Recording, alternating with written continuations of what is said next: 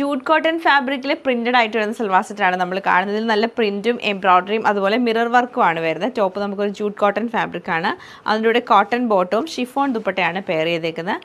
Pink shade വരുന്നുണ്ട്, black colour വരുന്നുണ്ട് നമുക്ക്, പിന്നെ പീച്ച് അതുപോലെ ബ്ലൂവും പിന്നെ വന്നേക്കുന്നത് ഒരു യെല്ലോ ഷെയ്ഡുമാണ്, യെല്ലോയിഷ് ഗ്രീൻ കളറാണ് വരുന്നത്. ഇത്രയും കളേഴ്സിലാണ് ഇത് അവൈലബിൾ ആക്കിയിട്ടുള്ളത്.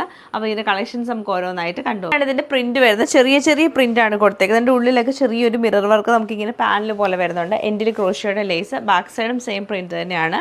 ദുപ്പട്ട വരുമ്പോഴത്തേക്ക് നമുക്ക് ഷിഫോൺ ദുപ്പട്ടയാണ് പെയർ ചെയ്തത്. നല്ല സോഫ്റ്റ് ആയിട്ടുള്ള ദുപ്പട്ടയാണ്.